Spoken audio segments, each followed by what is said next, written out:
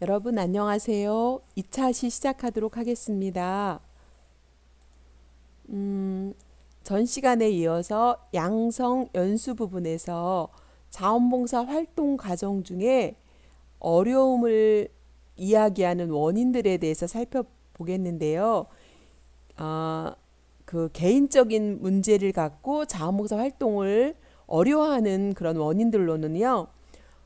처음에는 열정을 갖고 시작했지만 하다 보니까 열정이 없어졌거나 자신감이 없거나 자신의 성격과 자원봉사를 하다 보니까 잘 안 맞는 것 같아서 또 뭐 시간이 생각보다 많이 걸려서 체력적으로 감당할 수 없어서 또 자원봉사를 하다 보니까 내가 너무 이 지식이 이 분야에 부족한 것 같거나 기술이 없다거나 또 주변 사람들이 왜 너는 자원봉사를 하냐 취업을 하지 하고 반대하거나 또 동료와 잘 맞지 않아서 이런 개인적인 문제로 자원봉사 활동을 처음에는 시작했지만 하다가 이게 중단하게 되는 그런 원인이 있다라고 이야기를 하고 있습니다. 두 번째 이유는 단체 운영상의 문제로 자원봉사 활동을 중단하는 원인을 살펴보는데요.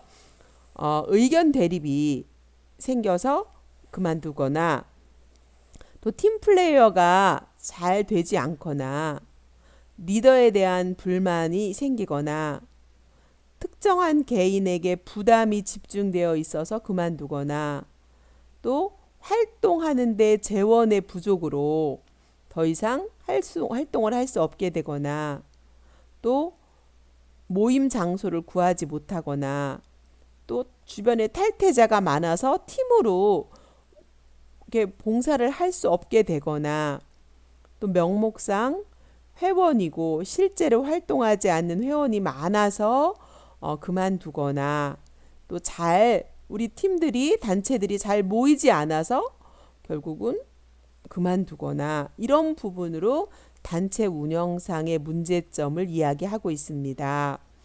또 세 번째는 활동 상대와의 문제입니다.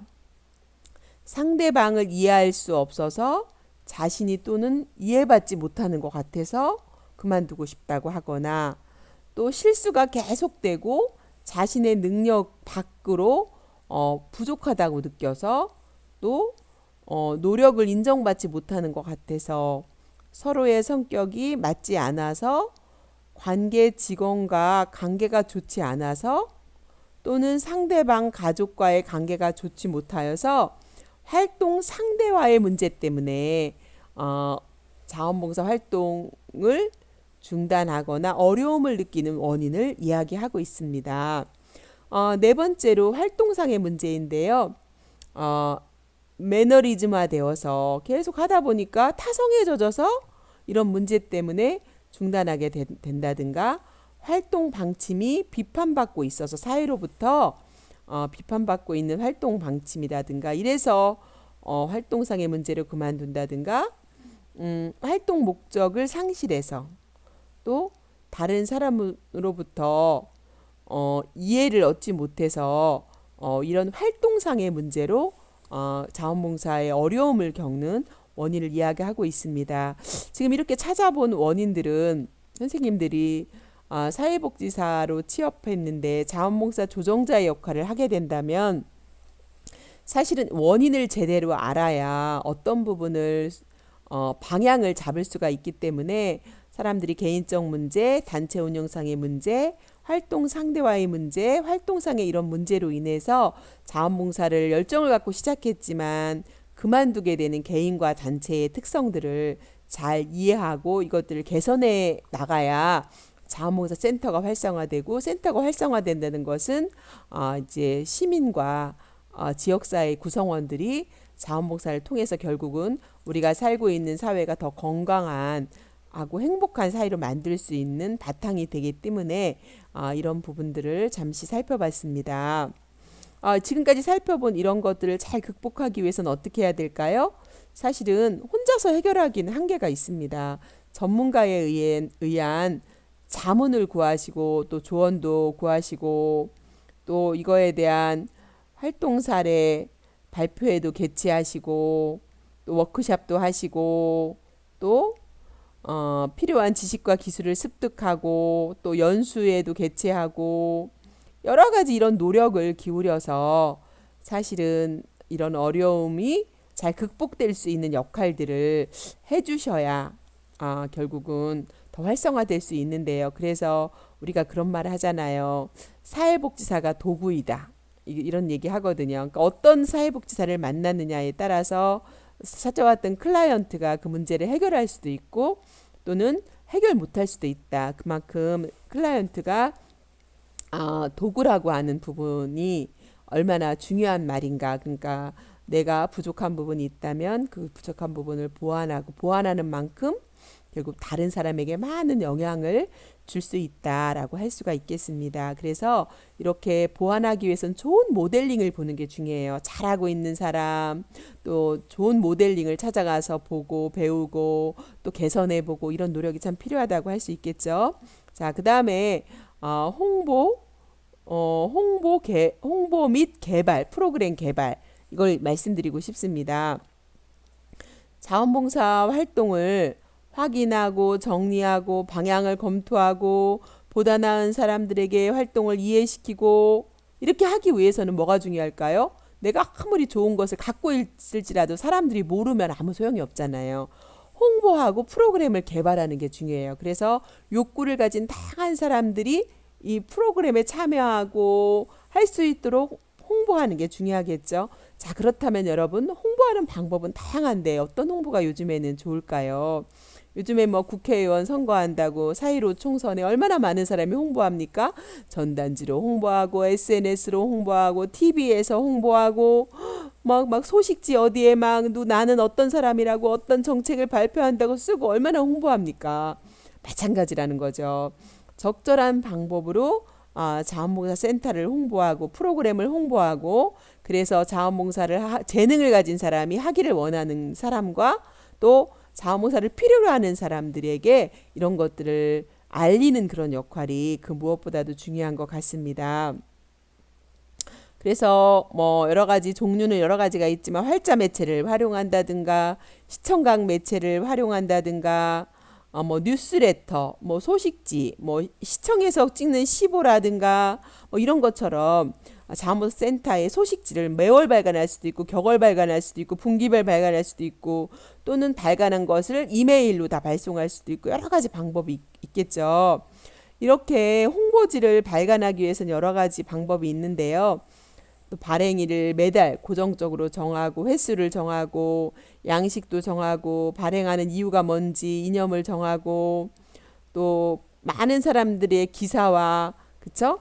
댓글을 기사와 얼굴도 기재하고 또 때로는 참여하게 하고 또 좋은 정보도 많이 싣고 그래서 저도 저희 직원에게 홍보 담당 직원이 있거든요. 그래서 홈페이지를 관리하고 무슨 프로그램이 있으면 팝업창에 올리고 이메일이나 뭐 여러 가지 방법으로 홍보를 계속 하게 합니다. 그리고 아는 인맥을 통해서도 홍보를 어떻게 하느냐에 따라서 그쵸 대상자가 많이 참여하기도 하고 그렇지 않을 수도 있어요. 그래서 결국은 아무리 좋은 프로그램을 갖고 있고 좋은 자원이 있다 할지라도 홍보를 적절하게 하지 않으면 사람이 모이지가 않으면 소용이 없거든요. 그래서 홍보가 참 중요하다라는 거듭 말씀드리는데요.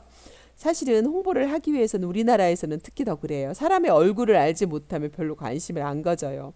그래서 여러분들이 취업을 하시고 사회복지사로 일을 하시다 보면 여기저기서 회의 오라고 공문이 오거나 뭐 이러면은 가시면 좋아요. 지금 당장 효과가 없다 할지라도 가셔서 명함도 주고받고 얼굴도 트고 뭐 도와줄 건 없는지 서로 주거니 받거니 그쪽에 홍보할 건 없는지 물어보면서 우리도 이거 홍보해 달라고 하시고 다음번에 전화로 또 부탁하고 이메일도 보내고 전단지도 갖다 놓고 이렇게 얼굴을 서로가 아는 게 참 중요하더라고요. 그래서 회의를 안 가는 게 아니라 회의를 많이 많이 가시고 안에서만 있지 말고 밖으로 나가시고 이런 것들을 많이 하시는 게 중요하다라고 저는 말씀을 드리고 싶습니다. 자, 그래서 다양한 이런 프로그램을 개발하는데 다양한 접근 형태가 있어요. 뭐 견학을 가는 방법도 있겠죠. 또 심포지엄이나 축제나 콘서트나 또 여러 가지 방법도 있겠죠. 그렇지만 이제 이해를 깊게 하는 그 자원봉사센터의 활동에 이해를 깊게 하기 위해서는 주로 뭐 콘서트 강연회, 작품 전시회, 뭐 표어 모집, 예술제 이런 것들이 있을 수 있겠고 또 다양한 사람들에게 교류를 넓히기 위해서는 사람들이 많이 모일 수 있는 스포츠 활동이나 레크레이션이나 이런 부분에서 교류를 넓힐 수도 있겠고 또 기술을 익혀야 되는 것에는 뭐 점자 기술, 수화 기술, 낭독 실현, 휠체어 연수 또는 가정간호 이런 거 다 기술이 필요하잖아요. 케어 연수 뭐 이런 것들을 통해서 기술을 익히는 여러 가지 방법들이 있겠다라고 할 수 있겠죠. 그래서 무궁무진하게 이 홍보와 또 프로그램을 개발하기 위한 부분들을 창의적으로 여러분들께서 좋은 아이디어를 가지고 시대의 변화에 따라서 대상과 연령에 따라서 이렇게 하시면 좋을 것 같습니다. 그 다음에 네트워크화입니다. 아까도 잠시 말씀드렸지만